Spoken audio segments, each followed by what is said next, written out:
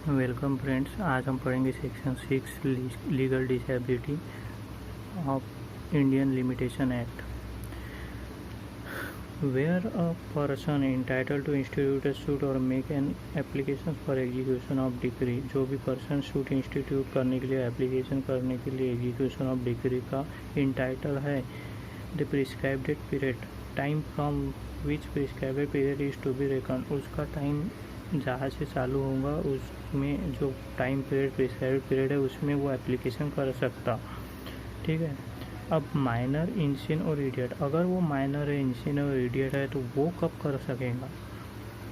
ही में institute this suit और make an application with in this same period. Same period मतलब prescribed period, जो ऊपर बताया था सेम पीरियड मतलब जो प्रिस्क्राइब्ड पीरियड है उसी में ये भी 3 जन माइनर, इंसिन और इडियट भी सूट दाखिल कर सकेंगे सेम पीरियड में। सेम पीरियड आफ्टर डिसेबिलिटी है सीज, सेम पीरियड में ये भी कर सकेंगे, लेकिन कब? इनकी डिसेबिलिटी ख़त्म होने के बाद।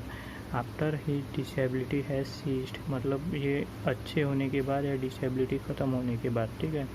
या फिर allowed from time specific therefore in third column है, थर्ड कॉलम में बताया है उसके हिसाब से कर सकेंगे, लेकिन कब? After disability has cease, disability ख़त्म होने के बाद। अब माइनर, इंसिन और इडियट पर्सन कौन है? तो माइनर मतलब section 3 of Indian majority act 1875 के हिसाब से अंडर जो 18 ईयर है, 18 साल के अंदर है, वो पर्सन माइनर होगा। इंसिन और इडियट के लिए मैं आपको 2 केस लॉ बताता हूँ।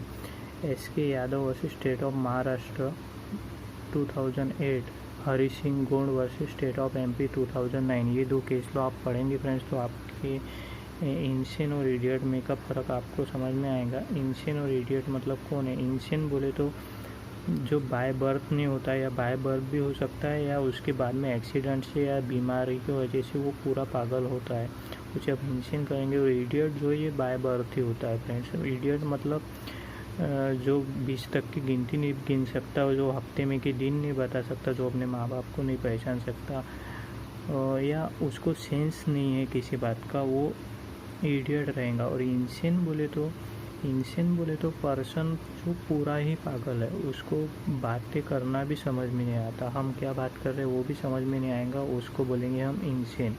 इडियट बोल तो समझता, उसको बातें समझ में आती है लेकिन बाकी समझ में नहीं आता, वो इडियट। इंसिन बोले तो पूरा पागल। ठीक है। मैंने आपको शॉर्ट में बता दिया, आप और डिटेल में जाना चाहिए तो केस लॉ पढ़िए। और उसके बाद में सेकंड क्लॉज है,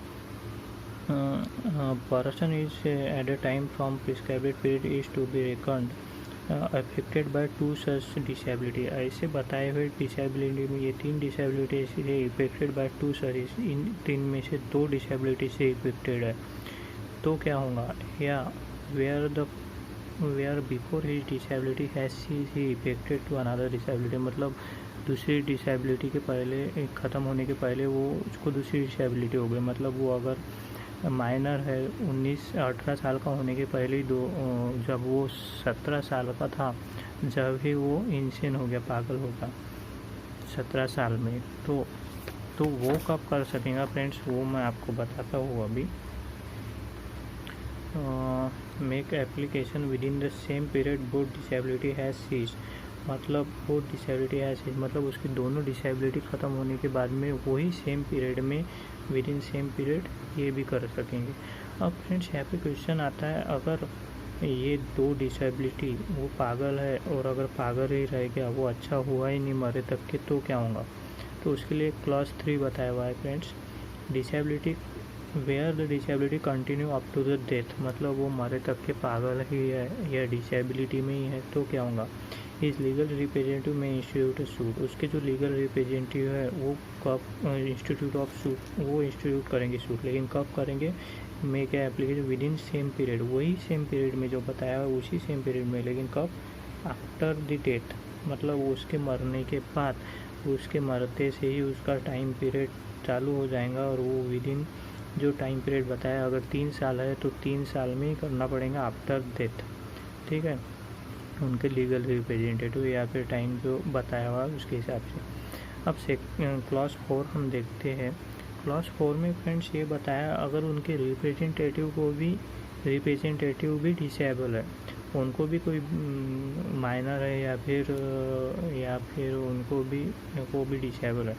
लीगल रिप्रेजेंटेटिव रेफर इन सब क्लॉज 3 में जो बताया है वो is the date of death of the person who his represent, उनके डेथ जो रिप्रेजेंट कर रहा है उनके डेथ के दिन, effect by any such disability, वो मरने के दिन ये भी जो रिप्रेजेंट करता है ये भी डिसेबिलिटी में है तो क्या होगा।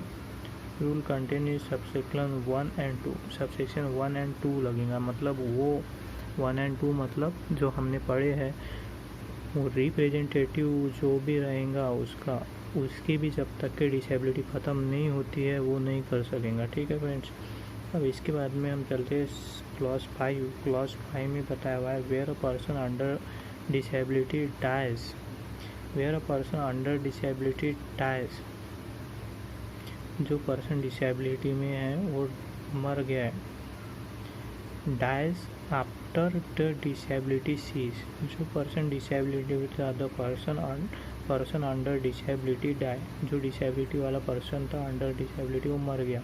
कब मरा? आफ्टर द डिसेबिलिटी सीज, मतलब उसकी डिसेबिलिटी ख़त्म होने के बाद मरा, but with in prescribed period allowed, मतलब जो प्रिस्क्राइब्ड पीरियड था उसके अंदर में मरा वो, लेकिन डिसेबिलिटी ख़त्म होने, मतलब देखिए friends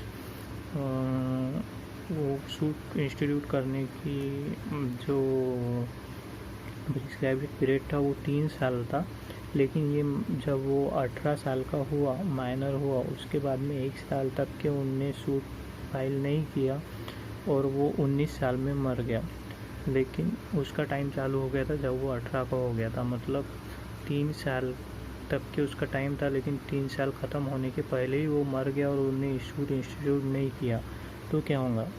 make application within the same period after may institute this suit or make an application with the same period after death would otherwise as available prescribed person had within same period after death as would otherwise have been available to that person, मतलब same period जो वो person को available था, had he not died, जब वो मरा नहीं था, had he not died available to that person, had he not die, जब वो मरा नहीं था, जब उसके कने वो टाइम जो था उसी टाइम में ये भी रिप्रेजेंटेटिव कर सकेगा, लेकिन उसके पास अगर 2 साल बचे थे तो इसके ये 2 साल में ही करना पड़ेगा। उसके पास अगर 1 साल बचा हुआ था, मतलब 3 साल में शूट इंस्टीट्यूट करना था, उनने 1 साल तक के नहीं किया और मर गया। अब बचे 2 साल, तो 2 साल में ही लीगल रिप्रेजेंटेटिव को करना पड़ेगा, या 1 साल बचा तो 1 साल में ही करना पड़ेगा। समझ में आया फ्रेंड्स। और एक्सप्लेनेशन में बताया for the purpose of this section minor include the child who is in home, मतलब जो बच्चा पेट में है उसको भी चाइल्ड माइनर माना जाएगा। ठीक है, who is under the 18 year और who is in the home of mother. ठीक है friends, thank you so much.